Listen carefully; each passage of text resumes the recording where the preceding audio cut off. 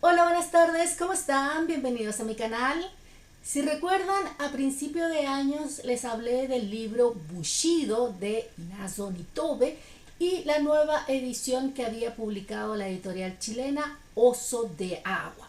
Pues bien, en 2023 esta editorial empezó a sacar una línea, podríamos decir, de literatura japonesa, y el primer texto que publicaron fue Cuentos del Antiguo Japón.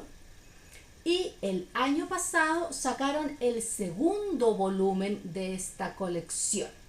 Así que hoy día les quiero hablar de el primero que salió, pero no solo del contenido, sino en qué están basados estos cuentos. Tal como su título lo indica, Cuentos del Antiguo Japón es una colección de lo que en Japón se le llamaría Mukashi Banashi. Hemos profundizado en el video que dedicamos al Mukashi Banashi acá en el link, y por supuesto también lo voy a poner en la descripción del video. Pero para simplificar, hoy día digamos que son cuentos que podríamos pensar para niños, pero cuentos tradicionales, un poco parecidos a nuestros cuentos de hadas. Y esta es una reedición, o más bien una nueva edición, de una de las primeras traducciones que existieron al español de este tipo de cuentos, hecha por Gonzalo Jiménez de la Espada. Pero, ¿qué sucede? Que el Mukashi Banashi es hasta cierto punto usado como un formato en el cual otros textos más complejos se pueden adaptar para llegar a un público más amplio. Entonces, ahora yo les voy a contar en qué textos clásicos están basados estos Mukashi Banashi. En esta edición de los cuentos del antiguo Japón vienen 10 cuentos: La boda de los ratones, La sierpe de 8 cabezas, La liebre de Inaba, El espejo de Matsuyama, La medusa cándida, El príncipe brillante y el príncipe luciente, La olla mágica, Cipeitaro, El brazo del ogro y La cascada maravillosa. Esos son los 10 cuentos, los 10 Mukashi Banashi que vienen en esta primera edición, publicada, como les dije, por la editorial Oso de Agua, en una edición preciosa, porque si pueden ver, trae ilustraciones de Hiroshige. Déjenme ver si les puedo ir mostrando.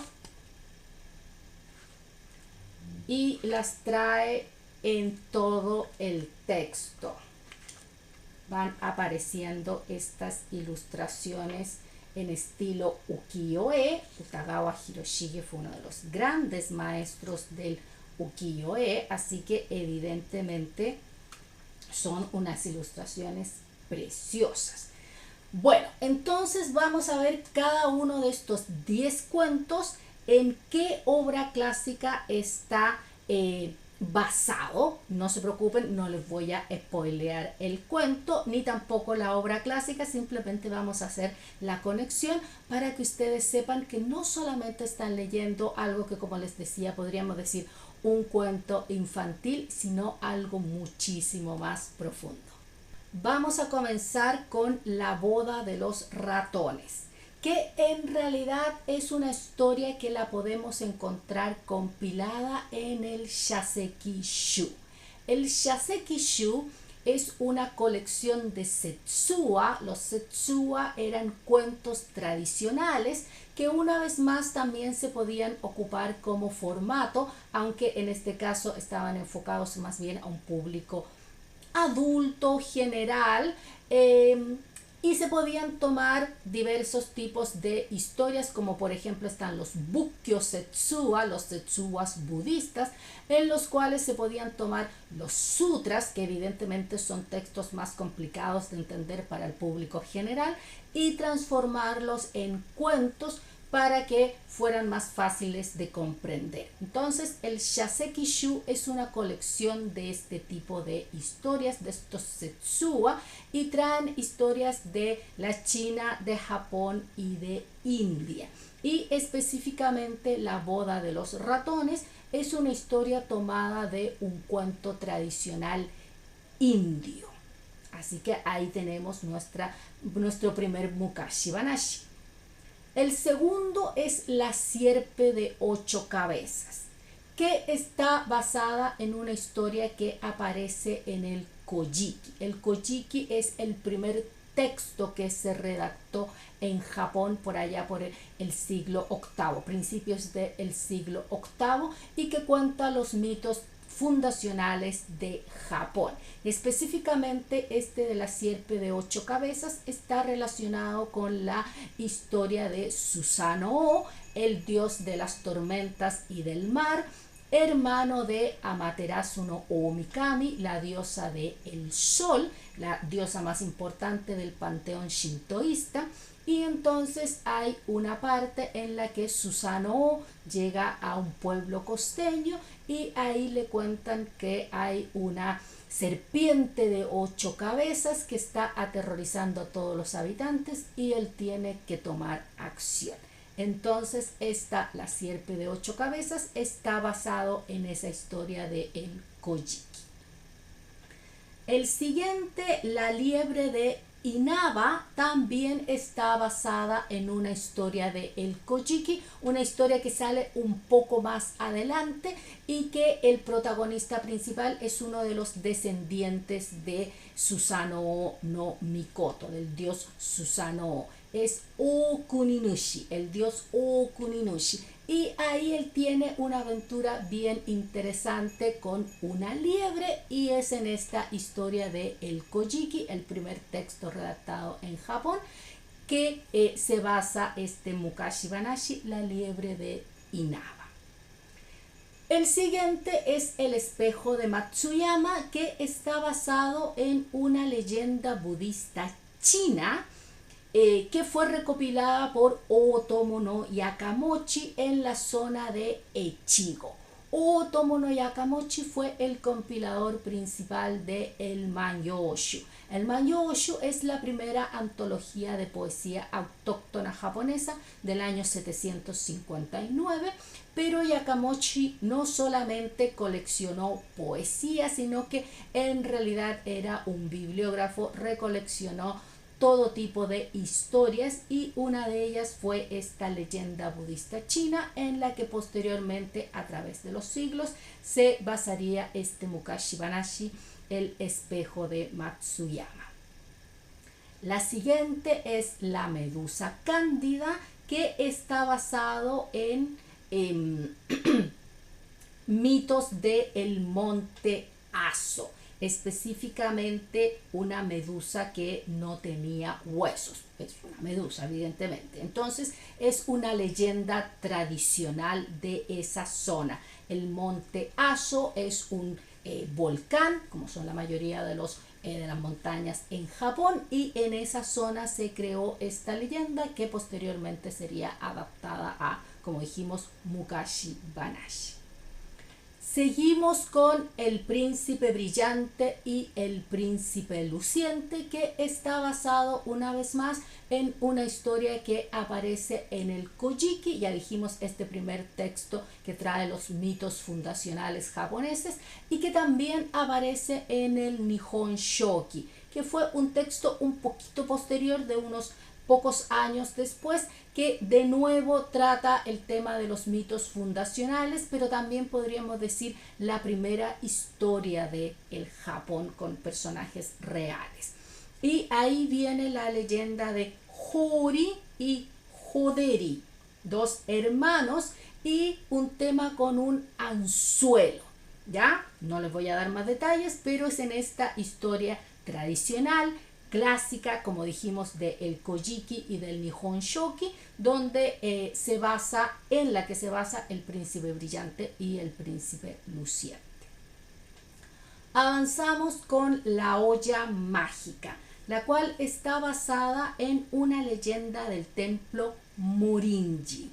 Así como vimos anteriormente que teníamos una leyenda de una zona geográfica de Japón como era el Monte Aso, en este caso la zona geográfica está asociada con una construcción humana, un templo, ¿ya? Así que de ahí nace esta olla mágica. El siguiente Mukashi Banashi que viene en esta colección es Sippeitaro, que está basada en un Setsuwa, volvemos a estos cuentos tradicionales, un Setsuwa que está compilado en el Konjaku Uji Shui. Y específicamente esta historia se llama Sarugami Taiji. Es por lo tanto en este Setsuwa en el que está basado Sippeitaro.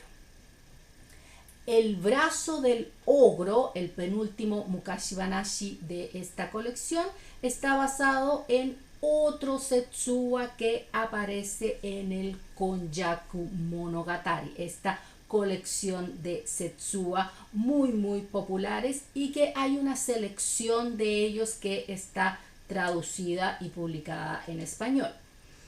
Y por último tenemos de esta colección el último Mukashi Banashi, es la Cascada Maravillosa, que está basada de nuevo en un Setsuwa, en estos cuentos tradicionales, pero que en este caso está compilado en el Kokon Chomonju del siglo VIII. ¿Ya? En el Kokon Chomonju ahí sale el Setsuwa en el que se basaron para que naciera la Cascada Maravillosa.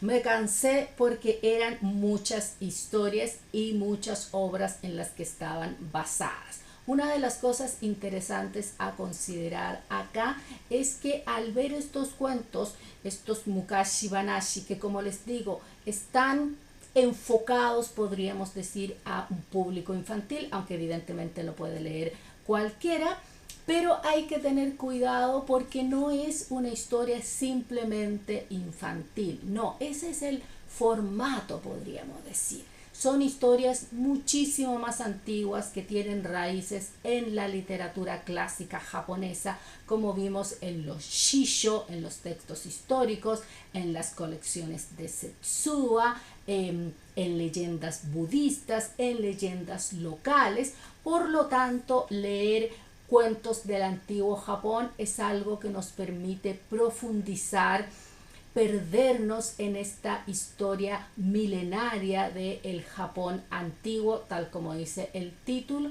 e ir viendo las bases, lo que dieron los fundamentos para que se creara la cultura japonesa que a todos nos interesa tanto. Por lo tanto, valga la redundancia, es un libro que sirve y es interesante para todos, sin importar la edad que tengamos. Vamos a poder sacar cosas muy interesantes de su lectura y además, como les mostré, es un libro precioso, muy lindo para tener en el librero y para hojear, dado todas las ilustraciones de Hiroshige.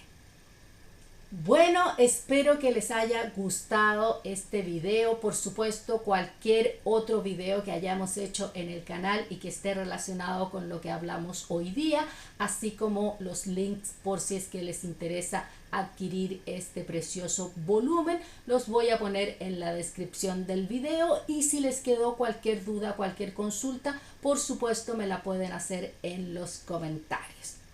Les deseo a todos que tengan una preciosa semana y como siempre nosotros nos vemos el próximo martes con nuevo contenido. Que estén muy bien. Bye bye.